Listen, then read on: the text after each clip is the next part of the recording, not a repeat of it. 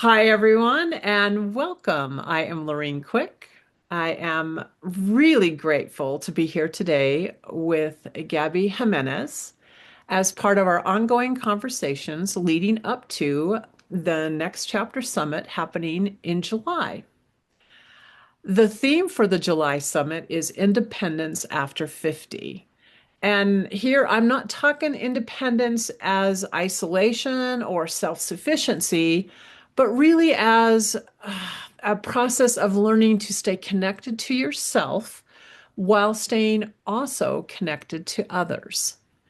One of the themes that we'll be exploring throughout the summit is what it means to release identities and survival patterns that many women have carried much of their lives, and what becomes possible when they begin to reconnect with themselves beyond those stories.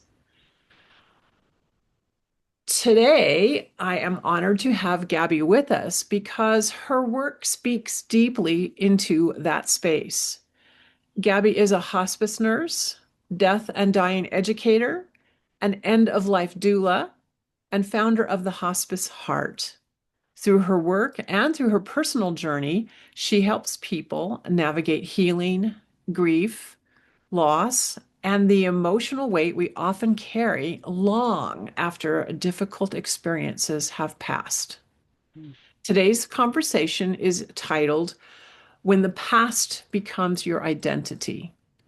And together we are going to explore how trauma and survival experiences can quietly shape the way women see themselves for decades and what begins to shift when they no longer allow the past to define who they are.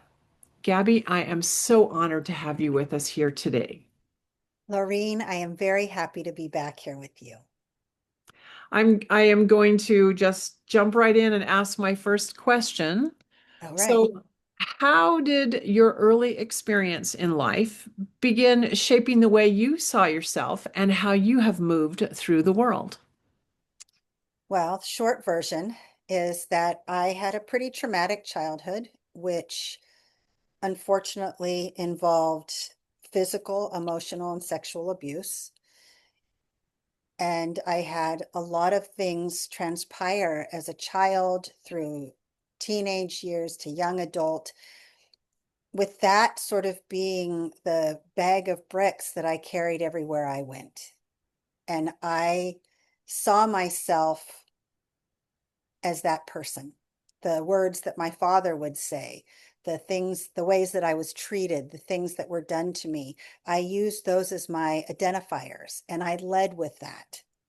And I did that for almost 50 years. If I could go back and change anything, it would be that I would not allow that to dictate how I saw myself or treated myself. But it was a very long lifetime of disappointment. Mhm. Wow. And then at 50, something shifted for you, it sounds like. Well, I think I started to wonder why I was giving people permission to treat me poorly Mhm. and and kind of owning it. Like if you want it to stop, stop it. And I was starting to teach this forgiveness class. And in it, I was reminding people that forgiveness does not mean condoning what was said or done. Forgiveness means I'm not holding it anymore, either giving it back to the person who handed it to you or just letting it go.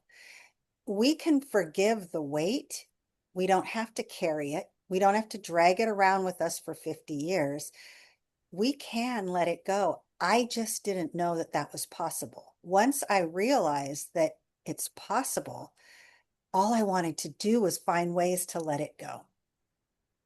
And so, can you share a little bit about how you did that? How did you release and let go of some of those things? Absolutely. I'm a death doula, and that's really opened up my world to ritual and ceremony. So I started my own rituals of ways to honor myself, take better care of myself, but also doing release, which for me is with candle lighting. I say some special things. I light candles. I sit with it for a moment. And with each release ritual that I do for others or myself. I blow out the candle, giving it what I want to let go of, and I watch as the smoke swirls away. And I have come to believe that when the smoke is swirling, it's taking whatever I've given it away. So I don't have to hold it or carry it any longer. And once I started incorporating that into my life, I finally got to a place where now, if something happens, someone does something or says something, there's this process that happens in my head where I say, hmm, this isn't really about me. This is about them. I'm not going to sit here with this. And I can actually choose to let it go before it even enters me. Wow. Well, my goodness, I'm assuming you're writing a book about all this, aren't you? You must be, because we definitely need to know how to do this ourselves. I look at life and I realize that we all have trauma. Some traumas are huge. Some traumas are maybe not quite so huge, but they seem huge to the person going through it. And it does seem to me like as I've hit my 50s and really now in my 60s, a lot of life is about letting stuff go Yeah. and about forgiveness. Yeah. And it's amazing how good it feels. I'm often asked if you could say something to your younger self, what would it be? Well, there'd be two things. Number one, let it go. And number two, don't don't inhale other people's meanness or bad behavior or words or actions. Don't don't take on what other people are dealing with on their own. That's on them. And so yeah, it feels great. I feel better than I ever have in my whole life. And my only regret is that I didn't do it sooner. But does it mean now at 62 that I am going to live the rest of my life with a gentler step, standing up a little bit taller, maybe feeling lighter? Yes. Yes, Yes, it does. absolutely.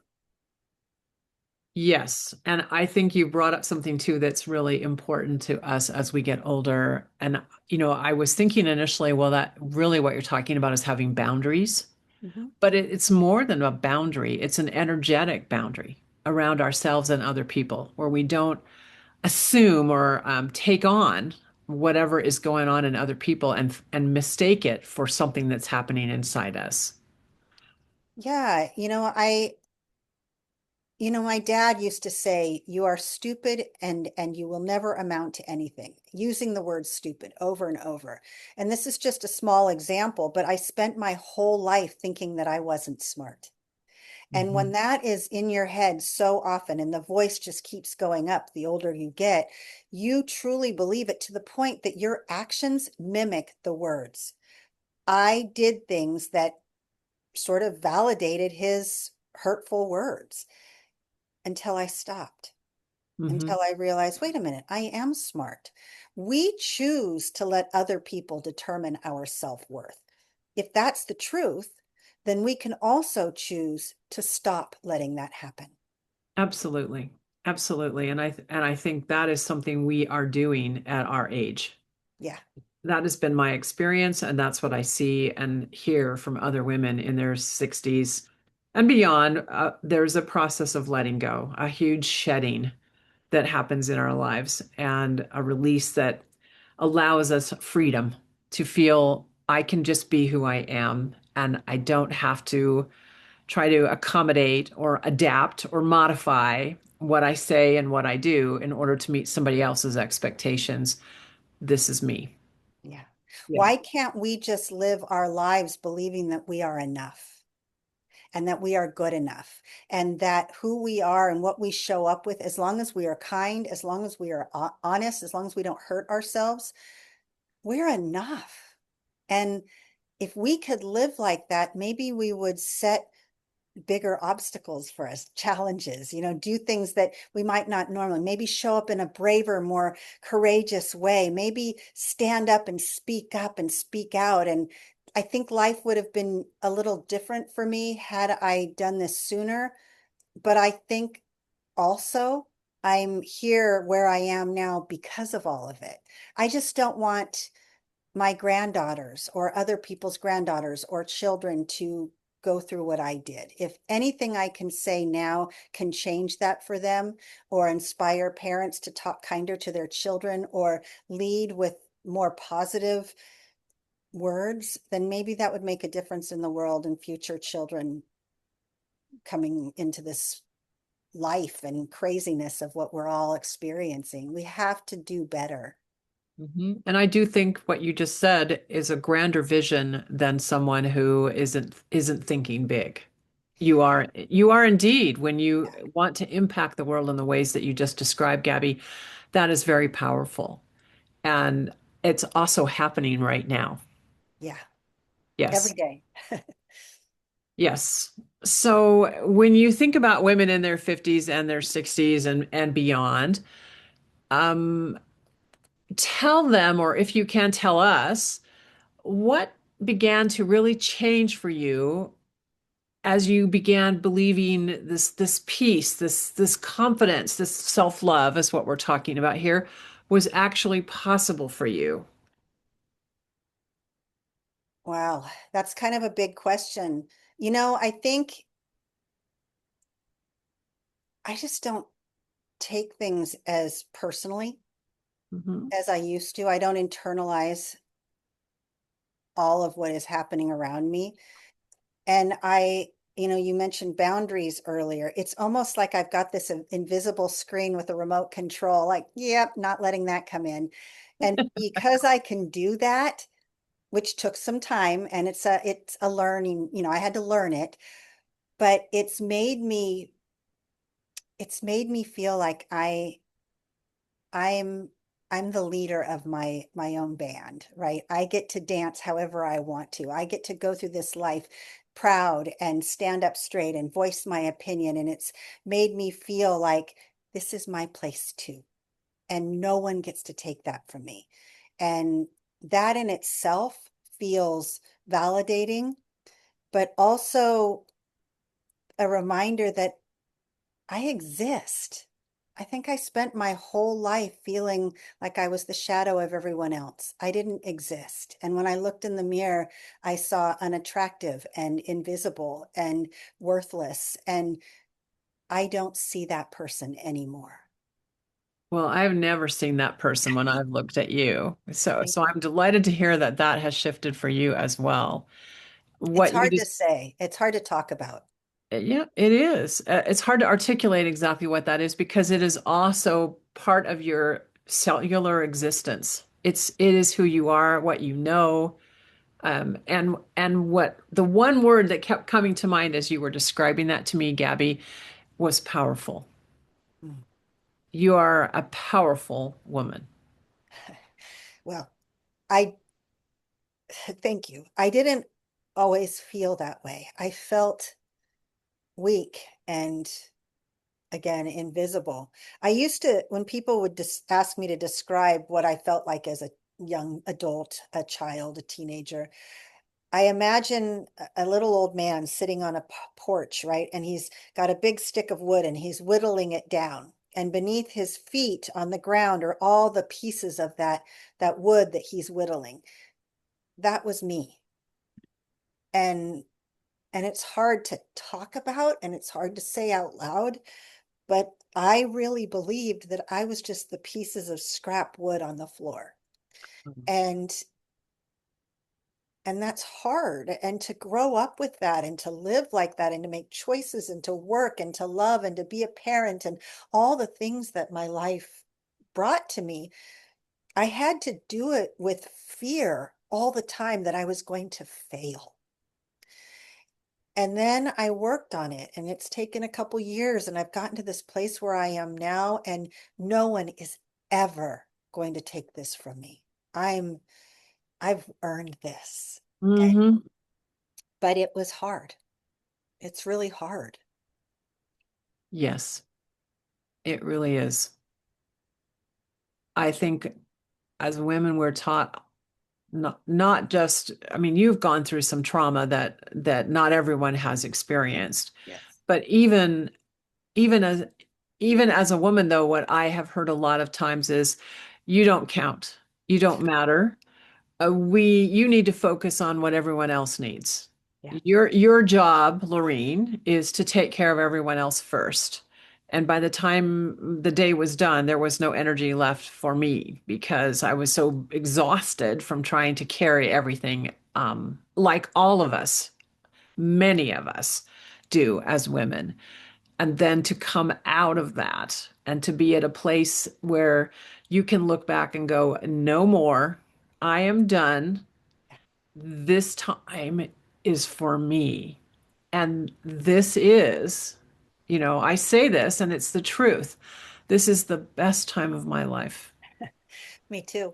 Yeah. I love my children. I love the work I did. I love everything about my life. It was grand. It was great. But this I have come into my own. Yeah. And like you, I wish I had known that in my 20s, but you know what? I think it takes 20, 30, 40 years of living to get to this place. Yeah, I don't think I could have gotten to where I am now if I hadn't gone through all that. Do I wish it hadn't happened? Of course. And maybe if I was to leave like a legacy behind or somebody could benefit from what I share, it would be that be very mindful that your words do have a powerful effect on someone and your actions. And I could have been treated better. Mhm. And and that it is what it is. I can't go backwards. But I will echo what you said, which is this is the best time of my life. I have never liked myself, loved myself as much as I do now. When I walk in a room, even if I'm uncomfortable, even if I don't know anyone, I don't look around and think, what are they thinking of me? Let them think about me in any way they want. That's okay. I might not be everyone's cup of tea, but you're not going to bring me down because of it. No. And I worked and hard. they're not even thinking about you. They're thinking about themselves, right? Right. They As probably we don't all even are, notice. right? They don't even notice me. And that's Yeah. okay. But yeah, I'm not, I'm here. I'm staying. And I'm delighted. Thank I you. truly am. Thank you. Thank you so much for this conversation today. What I do appreciate so much about you is your honesty, your authenticity. And you are a role model for women who carry stories, who carry pain, who are survivors, and they need people like you in this world to show them that it is possible to get past all that stuff and to live the best part of their lives. So thank you so much, Gabby, for sharing with us today what I know is your heart. Thank you. And if this conversation, as you have listened or watched, resonates deeply with you, I would encourage you to join us in July for more at the Next Chapter Summit. It is happening the 9th through the 12th of July. And Gabby actually will be joining us on Saturday, July 11th. And her conversation is going to take this a little bit further and deeper. We're going to be talking about what we were never meant to carry. And it's going to be a powerful continuation of what we have begun to explore here today. Again, thank you, Gabby, for being here with us and for being at the summit. It's going to be amazing. For those listening and watching, thank you. We do hope that you will join us. You can learn more about the Next Chapter Summit in the notes to this video. We hope we will see you there. Have a great day.